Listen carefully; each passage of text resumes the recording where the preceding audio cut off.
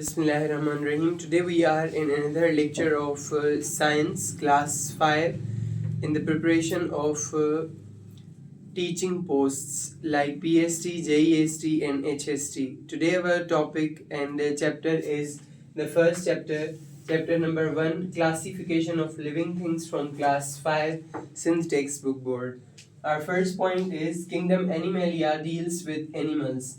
There are 5 kingdoms and the kingdom Animalia deals with animals. It is the study all about the animals.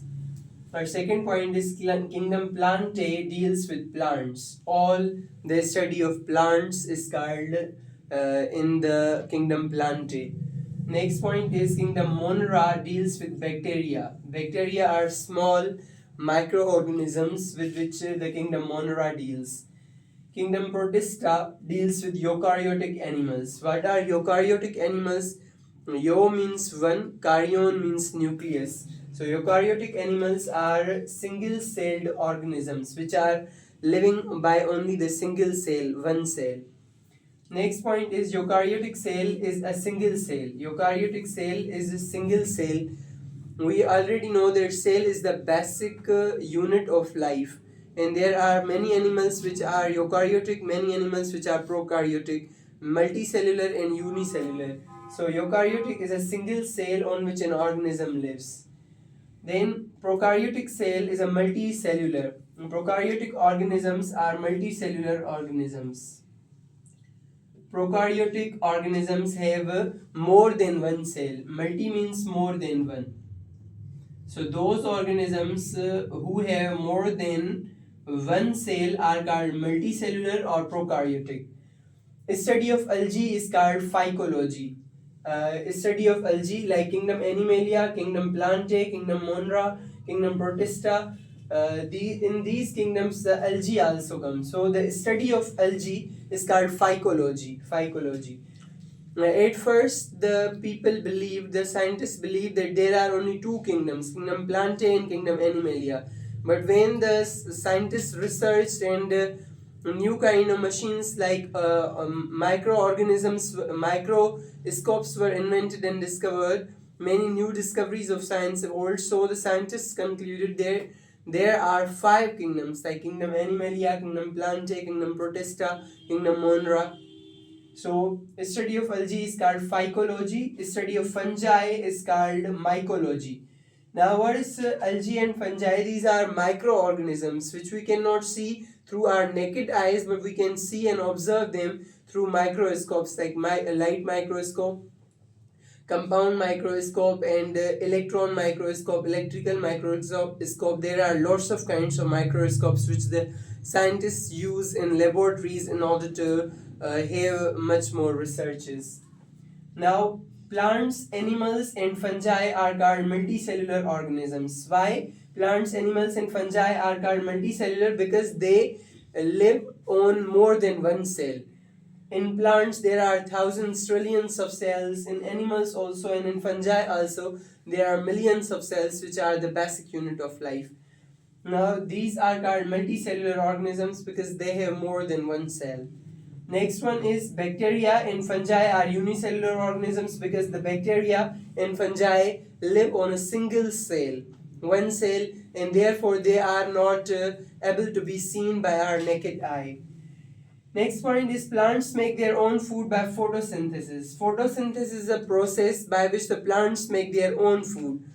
Unlike the animals, they do not eat something by using their hands or limbs, etc., but they make their food by the help of photosynthesis. Now, what is photosynthesis? Photo means light, synthesis means to make.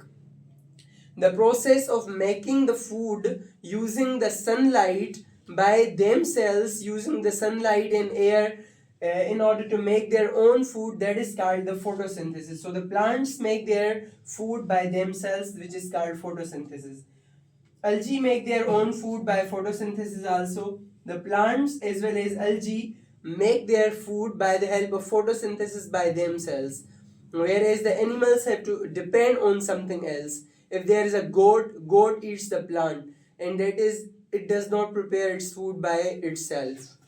Next one is the names of some diseases. Cutera, ulva, and volvox are diseases which are caused by algae. Algae are microorganisms, and these Cutera, ulva, and volvox are diseases caused by algae. Our next point is the word animal. What is the origin of the word animal? The word animal comes from a Latin word meaning soul or breath. Soul means Ru, breath means sun. So the word animal is actually a Latin derived word which means soul or breath.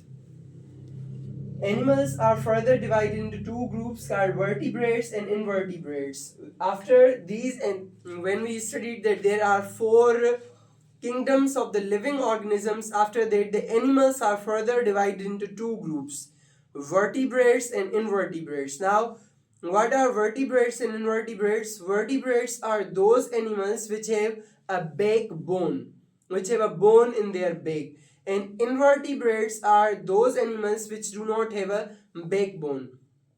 For instance, we see that a human being, a man and a female, has their backbone, which is the bone in their back.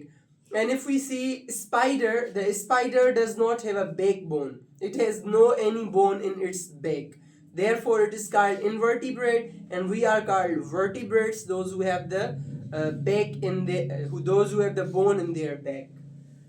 Animals with backbone are called vertebrates. As I explained earlier, that those animals who have backbone are called vertebrates. Fish has a backbone. Amphibians are those animals which can live in the water as well as outside the water. For example, frog can live in the water also, outside the water also. Another example of amphibian is a snake can live in the water also, outside the water also, and it has a backbone too. Reptiles, those animals its definition is going to be learned afterwards also. Reptiles are those animals which crawl on the land, and they spend most of their time on the land, but they can survive in the water also, under the water also. Reptiles, birds, all the birds like a peacock, hen, chicken, a rooster, all these and birds have also a backbone. Therefore, these are also vertebrates. And mammals are those animals which feed milk to their babies. These are mammals. So these are all examples of vertebrate animals because they have a backbone. Next, worms, spiders, and insects are invertebrates. Worms, kide, spiders, and insects, all of them are invertebrates because they do not have a backbone. Next point is vertebrates who take temperature of their surroundings are called cold-blooded vertebrates. Now, there are two sort of vertebrates also. Vertebrates are further divided into two kinds. What are those? Cold-blooded animals and warm-blooded animals. Cold-blooded animals are those animals who take the temperature of their surroundings. If it is 14 degrees Celsius, that animal would also feel 14 degrees Celsius. Its temperature would also be 14 degrees Celsius. If it is 100 degrees Celsius, those animals will adopt, for instance, the 100 degrees Celsius to minus or normal. So, vertebrates who maintain a constant temperature are called warm-blooded animals. Those vertebrates who maintain a constant temperature, if it is cold, they would maintain their body temperature. If it is hot, they would maintain their body temperature. Like, for example, take the human beings. If it is minus 2 degrees Celsius, the human being's temperature would be as it is. It would not change to minus 4 degrees Celsius. It would be warm, it is warm, whatever it is. So, vertebrates who maintain a constant body temperature are called warm-blooded animals, like we ourselves are. Fish, its plural would be fish, singular also, plural also. Sometimes it's called fishes as well. Fishes, amphibians, and reptiles are cold-blooded because they take the temperature of their surroundings. Like, if you put the fish in any water, it would adopt that temperature. If it is cold, it would be cold. If it is hot, it would also be hot. There are 30,000 kind of fish in the world, which are discovered so far. There are 30,000 kind of fish in the world. The body of fish is covered with scales. Scales, which in Sindhi can be translated to chiller. These are the scales, for example, this. These are the scales that are on the body of a fish. And the next point is a fish swims in water by its fins. A fish has fins from the sides of its body by the help of which that fish swims. Fish take breath through their gills. The human beings take a breath through their lungs, and the fish have gills from this side of their face by which they take their breath. Animals that live in both land and water are called amphibians. As we had the introduction of the amphibians earlier, so animals who live in land also and in water also, they are called the amphibians. Like a frog can live in the water also, outside the water as well. Amphibians lay eggs in water. Amphibians who can live in the water, out of the water, both, they lay their eggs in water. You can see, you might have seen that the frogs leave their eggs in the water and then they come out, and the froglets come out by themselves. Frogs, toads, newts, and salamanders are amphibians. Frogs, toads are the kids of frogs, kind of. Newts are also amphibians, and salamanders are also amphibians. Animals that spend most of their lives on land but can also survive in water are called reptiles. As explained earlier, those animals who spend most of their time on land but they can survive in the water also, these are called the reptiles. So in our today's class we have discussed chapter number 1, classification of living things. Some are these points and some will be in our next lecture. Thank you so much.